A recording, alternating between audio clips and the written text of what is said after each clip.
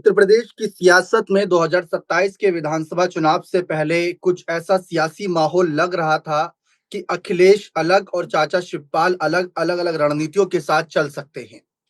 लेकिन चाचा शिवपाल ने कुछ ऐसी भविष्यवाणी कर दी है जिनको सुनकर सपाई जरूर खुश हुए होंगे।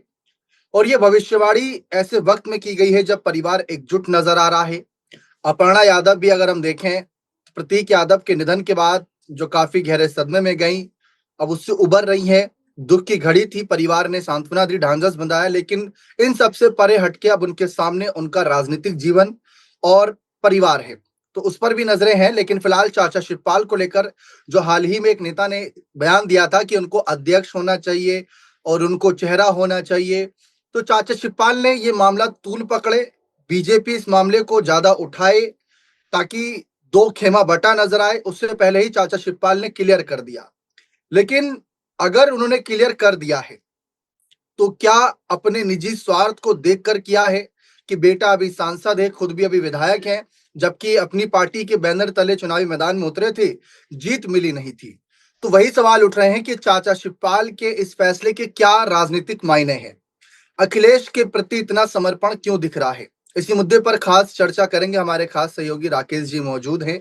सीधा सवाल रहेगा कि सर, शिवपाल यादव उत्तर प्रदेश की राजनीति में खुद ये स्वीकार कर चुके हैं कि काफी लंबे समय तक बीजेपी के संपर्क में थे, समय समय पर अपर्णा यादव को भी नसीहत देते हैं, लेकिन अब खुद कह रहे हैं कि अखिलेश यादव भी आगे आएंगे, इस मामले पर भविष्यवाणी कर रहे हैं। ये आपको क्या लगता है, क्या इनका एक समीकरण है जो वो साध रहे हैं?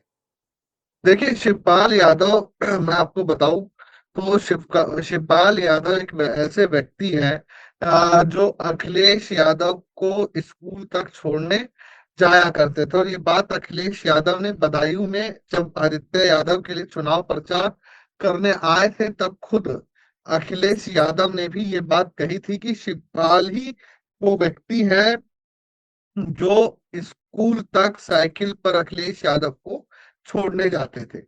एक भावनात्मक लगाव शिवपाल का अखिलेश के साथ है, और एक भावनात्मक लगाव शिवपाल का मुलायम सिंह यादव के साथ भी है। आपको एक किस्सा बताता हूँ, इससे आप थोड़ा समझिएगा। एक बार एक रैली थी, और ये तब की बात है जब शिवपाल और अखिलेश के जो मतभेद थे सार्वजनिक पटलों पर खुलकर सामने आ गए थे। शिवपाल पूरी तरीके से नाराज चल रहे थे। शिव मुलायम सिंह यादव और सपा सपा ने एक रैली रखी हुई थी, और शिवपाल यादव अपने लखनऊ आवास में थे। लोगों ने उनसे पूछा कि शिवपाल जी, रैली में जाएंगे? तो बोले, क्या हम क्यों जाएं, हम नहीं जाएंगे। तो वहां कुछ लोगों ने बताया कि कुछ लोगों ने कहा कि आप जाएंगे। तो उन्होंने कहा कि हम क्यों जाएंगे, हम नहीं जाएंगे। लोगों ने फिर कहा कि आप जाएंगे। उन्होंने कहा, बताइए हम क्यों जाएंगे।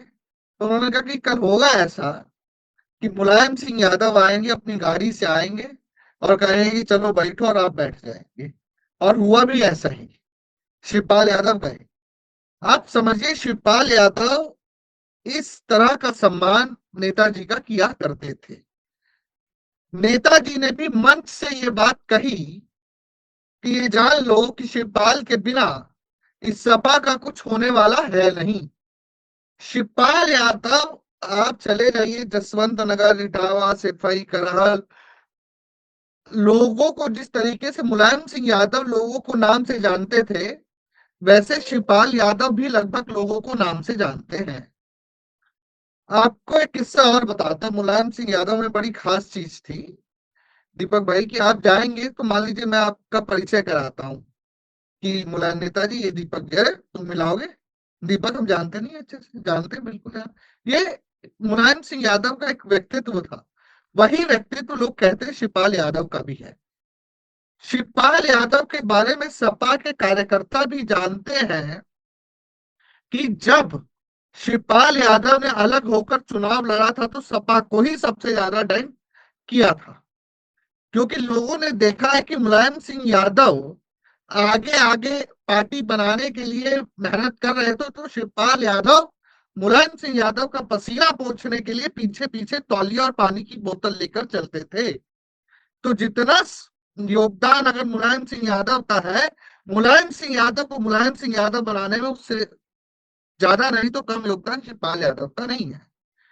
अब शिवपाल यादव का ये बड़प्पन है कि वो अखिलेश यादव को पार्टी का मुखिया, और उन्होंने कई मंचों पे कहा भी कि अब नेताजी नहीं है और अखिलेश में ही हमें नेताजी को देखना होगा, ये उनका बड़प्पन है।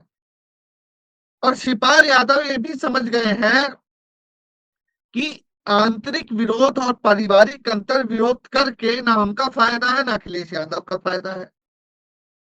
पार्टी जब जीतेगी चलेगी तो ये तो स्वाभाविक सी बात है कि शिवपाल यादव जिस तरीके से मुलायम सिंह यादव के कार्यकाल में एक मजबूत नेता और मंत्री हुआ करते थे, वैसे ही मजबूती उनके अखिलेश सरकार में भी होगी। बीजेपी समय समय पर उनको भड़काने का प्रयास करती है। आपको विधानसभा का पीछे का एक किस्सा बताता हूं। जब अखिलेश यादव लोकसभा जीत कर दिल्ली आए तो वहां पे ये हुआ कि नेता प्रतिपक्ष कौन बनेगा। नेता प्रतिपक्ष माता प्रसाद पांडे को बना दिया गया। लोगों ने चुटकी ली। लोगों ने चुटकी ली कि आपको तो नेता प्रतिपक्ष भी नहीं बनाया। शिवपाल यादव बेचारे कुछ नहीं बोले। वो इस तरह के खूट पीकर रह गए और आज माता प्रसाद पांडे को पूरा सहयोग कर रहे हैं। योगी आदित्यनाथ ने, जब अखिलेश यादव यूपी विधान सभा में नेता प्रतिपक्ष थे, तो आदित्यनाथ योगी जो सीएम है उन्होंने कहा था कि अगर शिवपाल यादव को, कि अगर आप नेता प्रतिपक्ष की कुर्सी पर होते तो बात कुछ और होती। तो शिवपाल यादव ने साफ गोही से कहा कि भतीजा है और भतीजा भी अच्छा कर रहा है और भतीजा को हमने सिखाया। उसके बाद ही योगी आदित्यनाथ जी का बयान आ गया कि चचा गच्चा खा गए। तब शिवपाल यादव ने भी कहा कि संपर्क में तो हम आपके भी थे, गच्चा आपने भी दिया। शिवपाल यादव का समीकरण कुछ बदला नहीं है। शिवपाल यादव ये बात अच्छे से जानते हैं कि नेताजी की छवि लोग अखिलेश में ही देखेंगे। एक हिंदी पिक्चर आई थी, उसमें एक बात थी कि नमक हमेशा खून से हल्का ही रहा है दीपक भाई भारतीय संस्कृति में। हालांकि खून मुलायम सिंह यादव और शिवपाल यादव का भी एक है, लेकिन इस बात में उत्तराधिकार के संदर्भ में कह रहा हूं। उत्तराधिकारी लगभग इस देश में सत्ता का पिता के बाद पुत्र ही रहा है। भाई, सलाहकार, मुख्य सलाहकार, मुख्य सचेतक, मुख्य की भूमिका में रहा है, उत्तराधिकारी विरले ही बना है। आप रामायण जी। काल में भी देख लीजिए, हालांकि भरत जी खुद नहीं बने, उन्हें तो बनाया ही जा रहा था, लेकिन वो एक अलग प्रसंग है। लेकिन वहां भी बाद में पुत्रों को ही मिला राजा राम की विरासत। तो शिवपाल यादव ये बात जानते हैं और वो ये भी जानते हैं कि सत्ता में आना प्रमुख है। जब सत्ता में आएंगे तब कुछ बात उनकी भी बनेगी और कुछ बात पार्टी की भी बनेगी। इसलिए पूरा बदलाव देखा जा रहा है। और शिवपाल यादव अलग रहकर देख लिए, कोई बहुत राजनीतिक लाभ मिला नहीं उनको। थोड़ी बहुत उम्मीद शायद बीजेपी से थी, लेकिन बीजेपी से भी उनको बहुत, मैंने आपको कल भी एक बार कहा था, बीजेपी अपने पैमाने पर उतारती है, अपनी कसौटी पर देखती है परीक्षा लेकर। जो खरा उतरता है वही हिमंता बिस्वा शर्मा और शुभेंदु अधिकारी बन पाता है। तो शिवपाल यादव वहां भी उनको फायदा नहीं हुआ, इसलिए अब उनको पता चल गया है जो है घर है, जो है सपा है। सपा और शिवपाल डायरेक्टली प्रोपोर्शनल है, इनवर्सली प्रोपोर्शनल होंगे तो यूपी की सियासत से बाहर हो जाएंगे। इस बार के 2027 के चुनाव में कौन-कौन हो सकता है सर वो नाम जो मुलायम परिवार से चुनावी मैदान में उतरे? क्योंकि लोकसभा में भी अगर हम देखें तो 37 सांसद हैं समाजवादी पार्टी के। अखिलेश यादव अगर विधानसभा का चुनाव लड़ते हैं तो वहां पर भी एक ऐसा मजबूत चेहरा चाहिए होगा जो सांसदों को अपने साथ बनाए रखे और उन सांसदों को तितर-बितर ना होने दे, क्योंकि बीजेपी मिशन लोटस के तहत भी कुछ जाल बिछा सकती है, खासकर यूपी राज्य के नेताओं पर उनकी नजर तो खास तौर पर रहती है। तो कौन-कौन से नाम हैं और क्या समीकरण सेट किए जाएँगे कि आप लोकसभा में रहिए, आप विधानसभा की तरफ जाइए, आप विधान परिषद में संख्या मजबूत करिए? क्या लगता है किसकी ज़िम्मेदारी कैसे बाँटी जाएगी?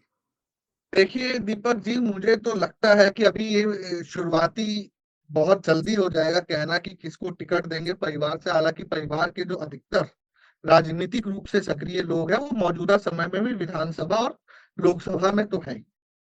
अब रही बात अखिलेश यादव की, हम बता दें कि अखिलेश यादव अभी लोकसभा में सदस्य हैं। वो मुश्किल है कि विधानसभा का चुनाव लड़ेंगे। शुरुआती समय है, बहुत जल्दी कहना ये, लेकिन मुझे ऐसा लगता है। कारण है कि यूपी विधानमंडल में ये है सुविधा कि वो विधान परिषद के थ्रू भी मुख्यमंत्री बन सकते हैं, विधान परिषद के थ्रू भी विधानसभा में जा सकते हैं, जैसा पहले कार्यकाल में मौजूदा सीएम आदित्यनाथ योगी ने किया था। दूसरे बार में वो चुनाव लड़े, तो ये अखिलेश यादव के पास विकल्प है। तीसरी बात, अखिलेश, मैं आपको बताऊं, कहीं सपा के नेताओं की मैं आपको बताता हूँ। कई लोगों का कहना है कि अखिलेश यादव किसी की सुन नहीं रहे हैं कि किसको टिकट देंगे। कई वरिष्ठ पत्रकारों का भी कहना है टिकट वो इस बार, क्योंकि उनके बयानों से साफ है कि अगर वो जीतने वाली पार्टी के साथ गठबंधन करना चाहते हैं तो वो टिकट भी अपने भी दल से उन्हीं उम्मीदवार को देंगे जो जीत सकता हो। फोकट की टिकट की पहले क्या होता था कि पश्चिम में कुछ टिकट आजम खान दिला देते थे, कुछ इधर की टिकट प्रोफेसर रामगोपाल दिला देते थे, कुछ चाचा शिवपाल के कहने पे हो जाता था, कुछ दूसरे वरिष्ठ अधिकार नेता ने कह दिया तो उसके कहने पर हो जाता था, कुछ किसी और नेता ने कह दिया। अब ऐसा नहीं, अब अखिलेश यादव का साफ कहना है पैमाना एक है, जीत। ये मुलायम सिंह यादव का भी था। मुलायम सिंह यादव से एक बार किसी ने पूछा था कि ये मुख्तार अंसारी और अतीक अहमद इनको काहे टिकट देते हैं, तो बोले कि हम तो जीत राजनीतिक दल है, हमको नंबर चाहिए, हम तो जीतने वाले लोगों को ही टिकट ना देंगे, इसमें क्या बुराई है। तो यही शायद पैमाना अब अखिलेश यादव ने भी पकड़ लिया है। और मुझे नहीं लगता कि टिकट बंटवारे में जैसे पहले लॉबिंग हुआ करती थी सपा में, अब हो पाएगी। अखिलेश यादव इस बात का भी ख्याल रखेंगे, क्योंकि देखिए जैसे ही चुनाव नजदीक आएगा और 3 महीने से कम का समय बचेगा, आज भी मऊ की रैली में आदित्यनाथ योगी ने कहा कि सपा सरकार में भ्रष्टाचार के साथ साथ अपराध चरम पर थे, दंगे होते थे। अखिलेश यादव को पता है कि मौजूदा सरकार इस मुद्दे पर खेलेगी, इसलिए ऐसे भी व्यक्ति को टिकट नहीं देगी जिसका बहुत बड़ा आपराधिक पृष्ठभूमि है या रहा है। तो टिकट तो अखिलेश यादव अपने हिसाब से देंगे और उसी हिसाब से टिकट का बंटवारा होगा, परिवार में किसे मिलेगा। हालांकि बहुत लोग बचे नहीं है, जो है राजनीतिक रूप से सक्रिय, वो लोकसभा विधानसभा में है। अब उनका ट्रांसफर हो सकता है विधानसभा से लोकसभा, लोकसभा से विधानसभा। यानी कुल मिलाकर जो एक मुद्दा बहुत बड़ा गंभीर बन सकता था, दो गुट नजर आ सकते थे सपा में, चाचा शिवपाल ने वो बहुत पहले ही क्लियर कर दिया है। बाकी देखते हैं चुनावी रणनीतियां किस तरीके से बिछाई जाती हैं अखिलेश के द्वारा। गठबंधन दलों को लेकर भी उनकी क्या राय प्रतिक्रिया रहती है, इस पर हमारी नजर बनी हुई है। चैनल सब्सक्राइब करके आप सब भी बने रहें। बहुत बहुत शुक्रिया।